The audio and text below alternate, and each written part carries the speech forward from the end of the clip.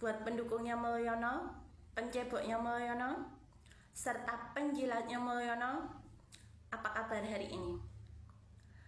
Sebagian masyarakat Jateng yang mempunyai anak ataupun putra-putri Anda yang sedang duduk di bangku SMP ataupun SD, tanggal 2 ini merupakan hari bersejarah bagi Anda selaku orang tua atau wali murid. Bahwasanya anak Anda, putra-putri Anda merayakan kelulusan. Selamat bagi putra-putri SMP serta SD yang hari ini lulus, menyelesaikan jenjang pendidikan SMP ataupun SD. Tapi saya kembalikan lagi kepada Anda, para penceboknya, penjilatnya, serta pemujanya Mulyono, yang selalu bilang bahwa ijazah itu tidak penting. Yang penting skill, yang penting bisa menjadi wali kota, bisa menjadi gubernur, dan bisa menjadi presiden 2 periode. Saya kembalikan lagi kepada Anda.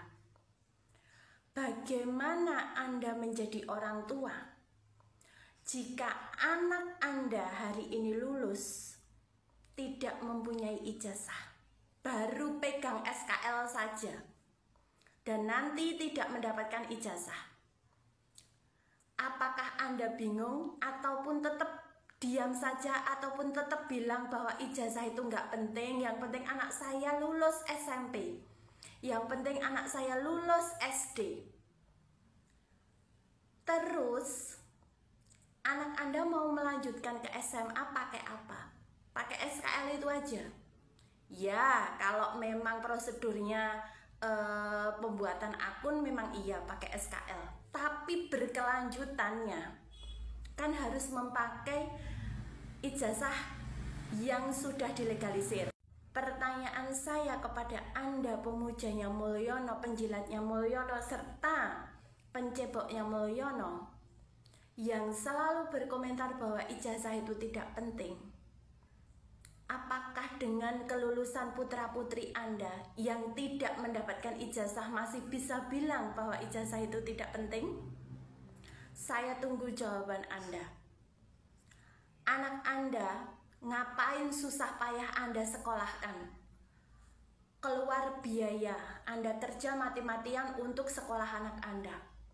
Yang kedua, anak Anda selalu bangun pagi, mulai dari hari Senin sampai hari Sabtu, ataupun hari Senin sampai hari Jumat yang 5 hari kerja, untuk bersekolah dari jam 7 pagi sampai jam 2 siang ataupun jam 4 sore. Ngapain kalau ijazah itu tidak penting bagi Anda yang selalu berkomentar? Lebih baik Anda di rumah, nggak usah sekolah, nggak usah kerja untuk anak Anda yang sekolah, gitu loh. Sampai di sini, pakailah pikiran serta otak waras Anda untuk berpikir, untuk bertemu nalar, untuk bertemu logika. Kalau memang nyata-nyata ijazah itu tidak penting, mau itu palsu, mau itu asli, yang penting sudah menjadi wali kota, yang penting sudah menjadi gubernur, sudah menjadi presiden, lantas kenapa Anda masih menyekolahkan anak Anda? Suruh anak Anda di rumah saja, nggak usah sekolah, nggak usah kuliah. Cukup Anda bekali skill, Anda carikan pekerjaan, karena menurut Anda itu ijazah tidak penting. Sampai di sini Anda paham Bapak Ibu semuanya? Hati-hati loh kalau berkomentar.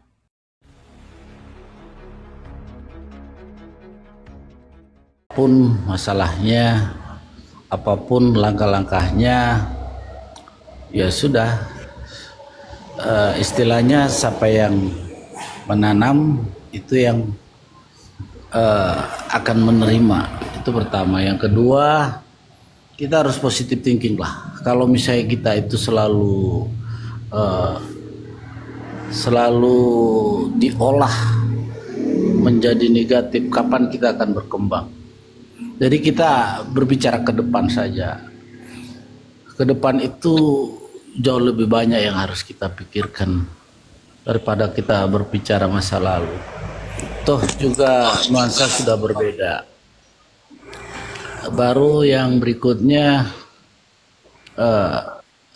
siapapun kita, ya sedikit pun yang kita lakukan tetap kita hargai. Di luar daripada masalah-masalah kesalahan atau kekurangan. Jadi kalau menurut saya, jangankan kita, keluarga kita saja, yang penting sesuatu hal yang positif itu harus kita apresiasi.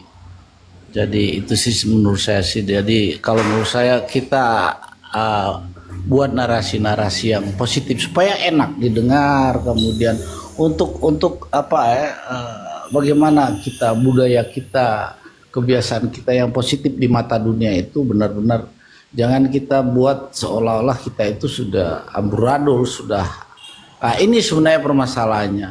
Di luar daripada itu, pendidikan kita yang akan kita berikan kepada anak-anak kita apakah dalam bentuk seperti ini, sehingga nanti menjadi sesuatu yang dianggap ini sudah membudaya lagi. Jadi ini bagian daripada budaya kita untuk selalu menghina orang, mengejek orang, kemudian menyudutkan orang. Jadi seperti itu. Alangkah baiknya kalau menurut saya ke depan kita ini kira-kira apa yang harus kita, minimal diri kita lah, misalnya lingkungan kita, apa yang harus kita perbuat untuk lingkungan kita. Kita tidak perlu jauh-jauh memikirkan tentang IKN, tentang negara dan sebagainya. Toh juga apa yang kita bicarakan, ya, toh juga apa yang kita bicarakan itu sudah selesai. Dan ini tetap ada yang menindaklanjuti. Jadi seandainya kita mengatakan stop itu IKN misalnya, apakah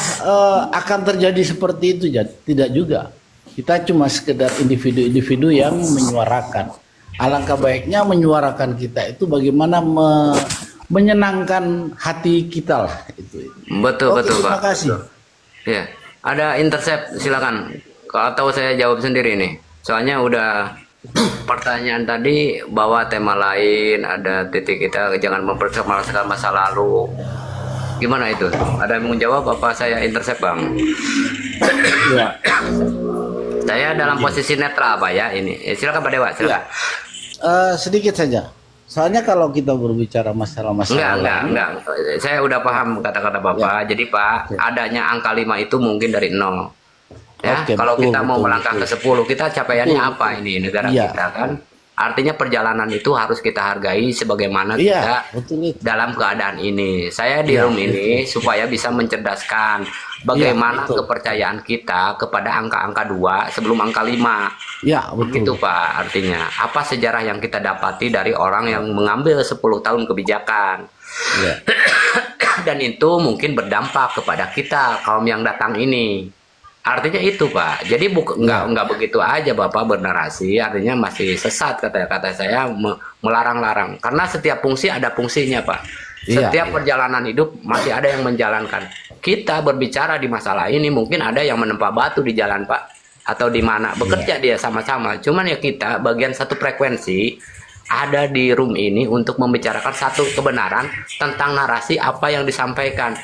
Dan juga tindakan sebagai apa yang mereka perbuat kepada rakyat kita. Artinya di sana sudah terjadi Pak, plus minusnya. Yang baik tetap kita dukung. Tapi yang salah ini pertanyakan siapa orang ini kok bisa jadi begini, begitu Pak. Jadi nalar bangsa kita, anak muda supaya lebih cerdas, yang notabene mungkin besok akan menguasai negeri-negeri ini tidak dalam posisi kebohongan dan ketidakjujuran. Karena ini contoh dari ketidakjujuran dan kebohongan itu. Jadi perdebatan di sini, karena kebenaran itu tidak akan dibicarakan menurut saya. Kalau kebodohan dan kesalahan itu pasti dibicarakan dan akhirnya jadi kontroversi. Begitu. Jadi menggapai titik 100 Pak di angka ini, saya masih bicara 50% ini, angka 50, yang 25, yang 30 itu mesti dihitung. Kenapa kok jadi begini? Kenapa kok jadi begini gitu Pak? Jadi saya bukan nggak berarti bicara gini, apa keuntungannya? Ya IKN itu uang besar Pak, uang saya, uang rakyat artinya. Ya perlu ditanyakan lah. Gitu. Tapi kan jadi, faktanya kan ada. Iya faktanya Anda besok. sudah pernah ke IKN enggak? Saya dekat. Iya, Saya dekat dengan DKI ya. sekarang kan terbengkalai. Jadinya kita nggak punya ibu tidak. kota, artinya Pak. Saya Ibu kemarin kota dari sana, Pak. Kemarin ini saya Pak, dari sana. ini masalah ibu kota. Ibu kota Pak Jokowi itu menetapkan Kepres bahwa ibu kota telah berpindah ke IKN, tetapi digunakan nggak? Sekarang nggak punya ibu kota loh, negeri Indonesia ini. Paham nggak Bapak? Di Jakarta itu hanya tamu, mereka itu sudah dicabut. Coba gimana itu? Segala negara berdaulat itu punya ibu kota, Bang. Beribu kota, belajar bisa ibu kota pindah ke Rio de Janeiro. Rusia bisa pindah ke dari Uni Soviet dulu, Rusia pindah kemana pernah ada, tapi ini nggak punya ketetapan hukum dan tidak dihuni. Artinya begitu, Pak. Jangan Bapak seolah-olah membutakan penglihatan Bapak dari apa yang terlihat sehingga menjadi narasi, menjadi sebuah yang tidak berguna bagi kami. Saya ini sangat berguna. Ijazah palsu itu harus terlihat palsunya, harus terlihat aslinya, sehingga tidak benang hitam di sini terlihat. Ada putih dan merah terlihat di waktu sore seperti itu. Supaya negara ini melaju dengan cepat. Tidak ada tanya-tanya ini masalah orang ini gini, orang gitu. Karena kita punya sejarah, Pak. Sejarah dari awal kita punya, dari pra perjuangan sampai terjadinya pemerintah. Begitu Pak, jadi jangan sampai ya menarasikan apa yang Bapak miliki sebagai yang 20% tentang sesuatu, apa artinya disampaikan. Ya, ini kan asumsi. Ini kan iya, asumsi, bukan asumsi, Pak. Ini fakta yang sudah terjadi, Pak. Negara Ya, memgelontorkan dana data berapa? ini dari mana? Datanya dari mana? Ya, silakan dari sidang perawalan, jadi pengajuan. kalau kita berbicara 20% itu data dari mana? Kalau saya ada yakin sajalah kepada negara ini. Enggak, itu terjadi, Pak. Setiap negara kalau berdaulat kita itu berbicara punya ibu kota masalah saling negara. menyalahkan, otomatis kita ke belakang lagi, kita menyalahkan presiden sebelumnya. Iya, sebelumnya lagi kita menyalahkan masa presiden disalahkan sebelumnya. saya? Ya makanya itu, kalau misalnya narasi ini dibuat-buat terus seperti Jangan ini. makanya cerdaskan anak bangsa yang di bawah. Jangan membawa narasi yang tidak ada pengetahuan tentangnya lalu dinarasikan. Iya. Itu udah terpaksa saya. Saya negara ini nggak punya ibu kota saat ini. Saya bilang begitu fakta nggak Bapak? Bisa nggak menjawab itu? Kan nggak bisa kan? Masih kan Mana sudah dibuka? Coba. Kita kan masih Jakarta. Mana ada, Kan Pak? belum ada. Udah dibubarkan sama Kepres itu. Seketika Pak Prabowo dilantik harus berpindah ke IKN, maka itu yang diakui dunia, IKN itu ibu kota negara. Gimana itu Bapak pengetahuannya? Izin khas. Kok bagaimana pengetahuan maksudnya, bagaimana ini?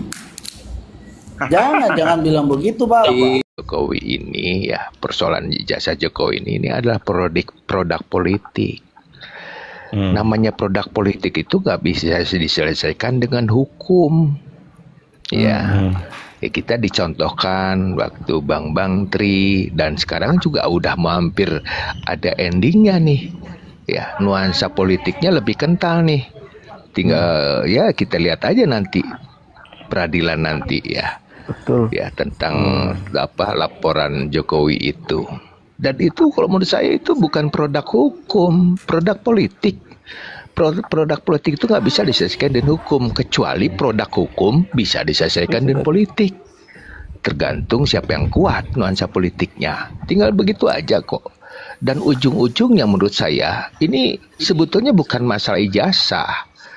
Sebetulnya sih ujung-ujungnya akan mengungkap kasus-kasus yang lain gitu, yang pernah dilakukan oleh Jokowi selama 10 tahun terakhir. Itu kalau menurut saya sih, Bang Robi, Bang Aji, dan Bang Hos. Kalau ini kan masalah tingkatnya ada. Ijazah itu masalah kasus di tingkat keberapa aja. Tapi tingkat pertama itu korupsi dulu. Kalau saya sih, kalau saya coba Sodik. Ya nanti ujungnya ke sana, Bang Robi. Korupsi itu harus diberantas. Betul, udah pasti itu. Hanya kalau kembali ke masalah kasus ijazah ini, sebetulnya ini alat untuk mencapai ketujuan yang yaitu tadi, menyangkut masalah korupsi sebetulnya, gitu loh. Ya, jadi tapi gini Bang Sodik, jadi kasus ini agak lambat lah kalau cuma melalui ijazah doang. Langsung tembak langsung aja. korupsi harta dia dari mana? Bang Tembak Robi, langsung. justru disinilah tarik ulurnya, tergantung Iya, kekuatan nanti mengurutnya politiknya ke situ kuat juga. mana. Iya, tergantung Mengurutnya ke situ, kekuatan politiknya kuat yang mana ini. Gitu aja. Iya. Aku sih gini Pak, kalau Prabowo ini memang berani, tangan besi, hebat dan tegas. Koruptor yang sudah tersangka tembak mati, hukum mati. Jangan manang-manang HAM, jangan manang KPAI itu. Udahlah, itu doang makan gaji buta semua itu. Kita ini tahu nggak? Sekali kita udah bertindak baru banyak kritik kayak KDM. Bertindak ini dikritik ini. Kenapa nggak dia aja bertindak juga?